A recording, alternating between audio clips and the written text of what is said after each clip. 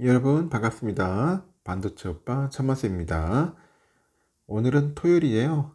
토요일 또 새벽 시간 한번 또 달려보도록 하겠습니다. 지금쯤 주무시는 분들이 굉장히 많을 텐데 하여튼 편히 쉴 때는 편히 쉬십시오. 늦잠 자도 괜찮습니다. 하지만 일어나셔서 제 영상 꼭 시청하셨으면 좋겠고요. 하여튼 오늘도 여러분에게 좀 뜻깊은 그런 하루가 되었으면 하는 그런 바람입니다.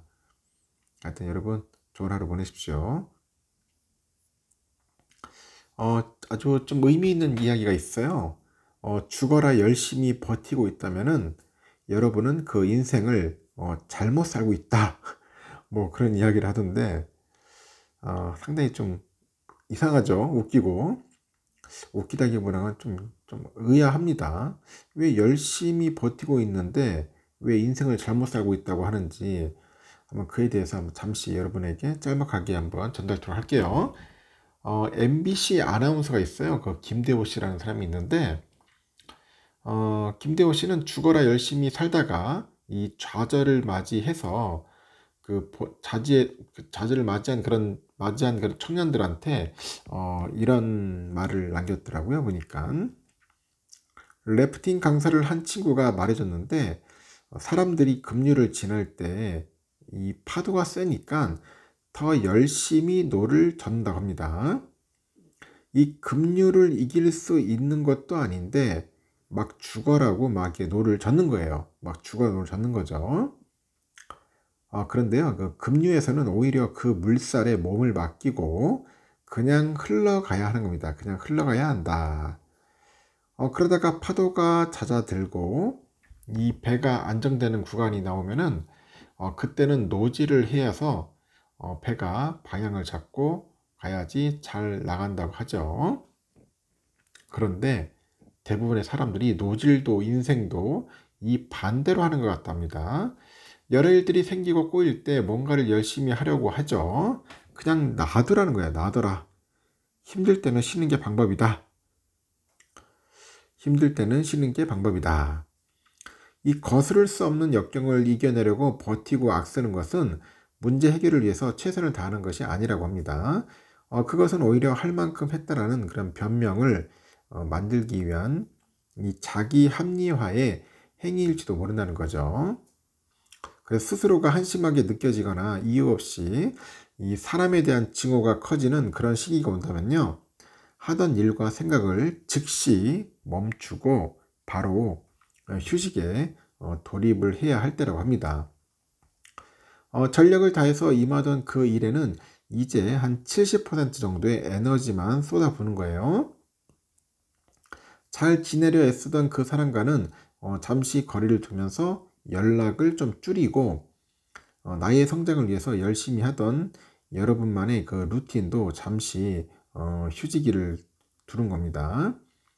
열심히 한다는 것은 쉬지 않고 한다는 것이 아니라 잘 쉬어가면서 한다. 뭐 그런 의미라는 거죠. 잘 쉬어가면서 한다. 힘들고 지쳤다는 그 마음의 구조 요청을 절대로 무시해서는 안 된다. 그런 겁니다. 여러분 무슨 뜻인지 알겠죠? 힘들고 지쳤다. 그런 상태면은 절대로 무시하지 마세요. 잘 쉬어가면서 하십시오. 그게 중요한 것 같습니다. 그러면 또 삼성의 다양한 이야기들을 한번 전달토록 하겠습니다. 요즘 다양한 소식들이 좀 많이 있는 것 같은데요. 법인세 관련된 이야기들도 있어요. 이 법인세 쇼크가 이어지고 있는데 정부가 올해 들어서 4월까지 거둔 세금이 지난해보다 8조 원 정도 줄었다고 합니다. 기업들의 실적 부진 여파로 이 법인 세수가 크게 쪼그라든 탓이에요. 그 4월까지는 이 법인 세수가 13조 원 가까이 감소를 했는데 지난해에 이어서 올해도 세수 구멍이 불가피하다, 그런 우려감이 높더라고요. 기획재정부는 31일 날 어제 4월 국세 수입 현황을 발표를 했는데 올해 1월에서 4월 국세 수입은 전년 동기 대비 8조 4천억 정도 줄어든 125조 6천억이라고 하네요.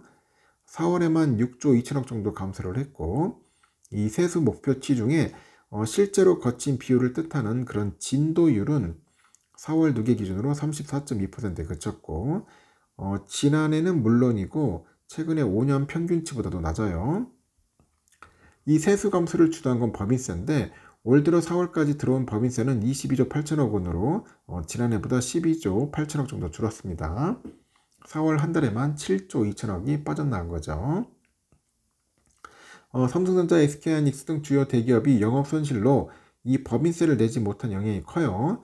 특히 지난달에 보니까 KB, 신한 등등 해서 금융지주회사 법인세 실적도 확 줄었고 금융지주회사들이 거둔 이익은 보유 주식에서 대부분 발생을 했는데 이 주식 처분이 이루어지지 않아 가지고 세무상 이익으로 연결되지는 않았다고 합니다. 이 기업의 실적 부진은 소득세에도 타격을 줍니다. 성과금 등이 줄다 보니 1월에서 4월 이 소득세 수가 지난해보다 4천억 정도 감소해가지고 35조 3천억 정도에 머물렀고 이 근로소득세는 같은 기간 1조 5천억 정도 줄었다고 하네요.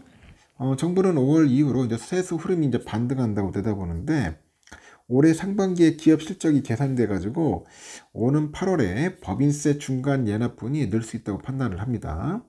다만 지금까지 국세 수입 감소폭을 고려해 보니까 올해도 세수 결손을 피하기는 어렵다 그렇게 보고 있고 이 4월을 기준으로 해서 세수 감소 규모가 올해와 비슷했던 2013년, 2014년, 2020년에는 연간 한 6조에서 한 13조 원 정도 규모의 세수 결손을 기록을 했었어요. 최근에 재정지수는 악화일로고 정부의 그 실질적인 재정 상태를 보여주는 이 관리 재정 수지는 3월까지 75조 3천억 정도의 적자를 보이면서 같은 달 기준으로 역대 최대치를 찍었다고 합니다. 뭐 기업이 잘 돼야지 뭐 법인세를 내든가 하죠. 그만큼 어렵다는 겁니다. 현재 상황이 상당히 좀 안 좋다 그렇게 보시면 될 것 같아요. 그리고 또 아주 또 흥미로운 이야기들이 좀 있는데 이정배 삼성전자 그 메모리 사업부 사장이 하반기에는 HBM 관련해서 이제 기대달라고 이야기를 합니다. 이 사장은 오늘 오후 4시에 서울 장충동 신라호텔에서 열린 2024년도 제34회 삼성 호암상 시상식이 끝난 직후에 기자들의 질의에 이같이 언급을 했고요. 시상식은 오후 9시 30분에 끝났습니다. 이 사장은 최근에 반도체 분위기를 묻는 질의에 잘 아실 것이다 이렇게 자세한 설명을 아꼈고 전영현 부회장은 역시 반도체와 관련한 모든 질의에 아무런 답을 하지 않았습니다. 삼성전자 DS 부분은 메모리 반도체랑 그 파운드리 등 모든 부분에서 위기감이 감돌고 있다 그런 이야기를 해요. 특히 HBM은 경쟁사인 그 SK 하이닉스에 밀려요.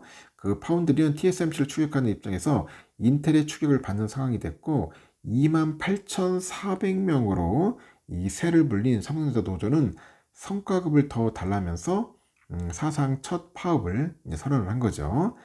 이렇게 돌파구 마련이 시급한 삼성은 정기 인사 시즌이 아님에도 이 전영현 미래사업기획단장 부회장을 DS 부문장으로 해가지고 미래사업기획단장에 이 DS 부문장인 경계현 사장을 위촉하는 원포인트 인사를 단행을 했어요.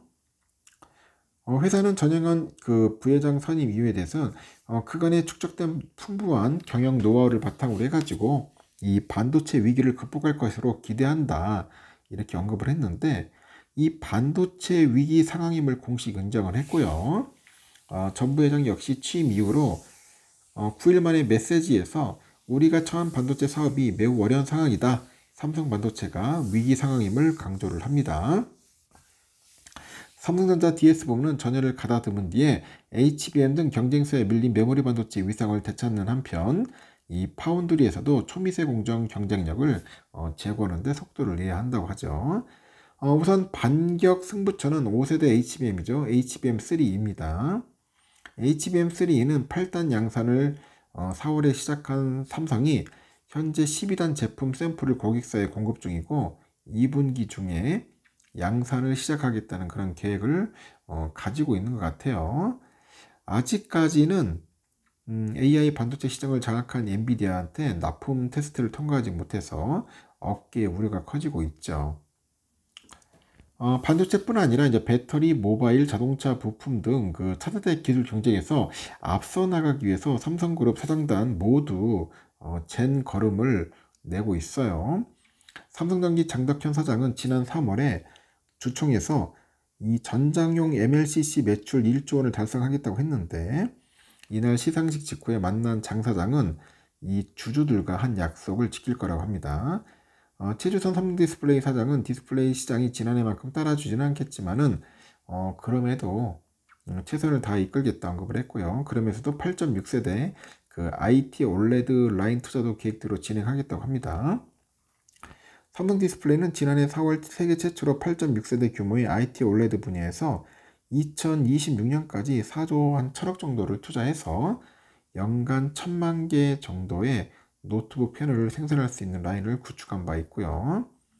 삼성의 6번째 OLED 라인이 완공이 되면은 전 세계 OLED 라인 중에 가장 고세대 라인이 된다고 합니다.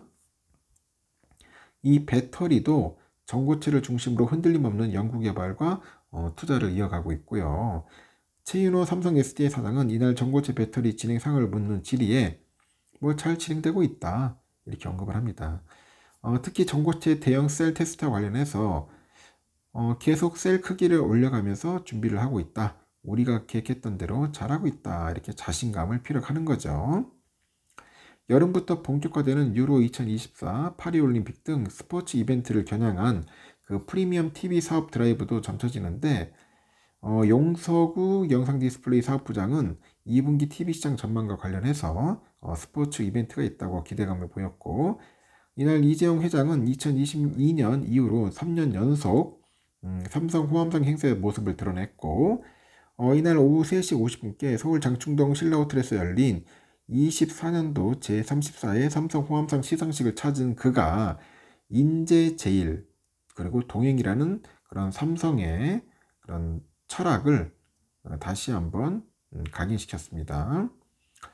홍라이 그 리움 전 관장을 비롯해서 포함해서 이부진 호텔신라 사장, 이서연 삼성물산의 전략기획 담당의 사장이 참석해도 이 관심이 쏠렸는데 모두 불참을 했어요.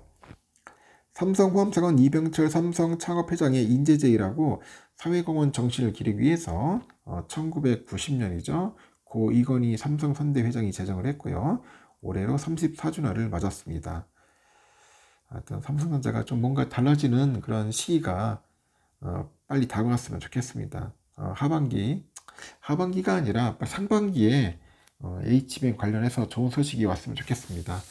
여기까지 하겠습니다. 여러분 좋은 하루 보내시고요. 편안한 토요일 보내시기 바랍니다.